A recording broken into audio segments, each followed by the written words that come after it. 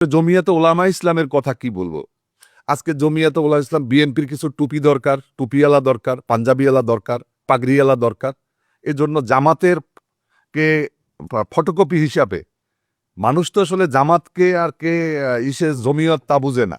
মানুষ বুঝে টুপিওয়ালা মানেই জামাত, এটা কিন্তু মানুষ বুঝে। তো যার কারণে তাদের কিছু টুপিওয়ালা দরকার, এজন্য জমিয়তকে তারা হায়ার করেছে। এই জমিয়ত ৫ তারিখে ৫ই মের এই শাপলা চত্বরে গণহত্যার পরে তারা কিন্তু বিএনপি থেকে দূরে সরে গিয়েছে।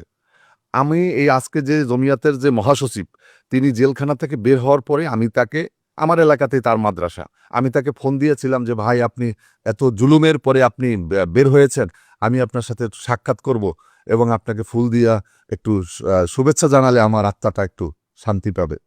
তো তিনি বললেন ভাই এই সময় আমার সাথে দেখা করেন না, আমরা একটু দূরে আছি, বিপদে আছি, আমরা কোনো কর্মকাণ্ডে যেতে পারি না। আর আজকে আমরা আরেকটা জিনিস না বললে নয়, হেফাজত ইসলামের আমিরের বিরুদ্ধে কথা বলার সময় এসেছে এখন। তিনি আজকে আগে হেফাজত করেছে এই হেফাজত ইসলাম আওয়ামী লীগকে, আজকে নতুন করে তারা হেফাজত শুরু করেছে বিএনপিকে। হেফাজত ইসলামের হেফাজত তারা করছে না, আজকে তাদেরকে শুধুমাত্র জামাত ইসলামীকে ঠেকানোর জন্য।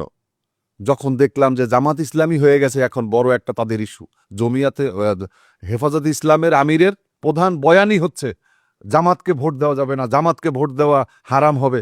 কোথায় হারাম হবে? আপনি বিএনপিকে ভোট দিলে জায়েজ হবে, আর জামাতের লোকজনকে ভোট দিলে হারাম হয়ে যাবে। এই সমস্ত মাসলা মূলত এটা তো স্বার্থের শ্রেণী মহলে তারা আটকে পড়েছে। আমি মনে করি আলেম ওলামাদেরকে তাদের নিজেদের ইমেজ, তাদের নিজেদের অবস্থান, তাদের নিজেদের যেই স্বকীয়তা, এটা থেকে তারা অনেক দূরে চলে যাচ্ছে। তো এজন্যই আমরা বিএনপি জামাতের সাথে আসছি।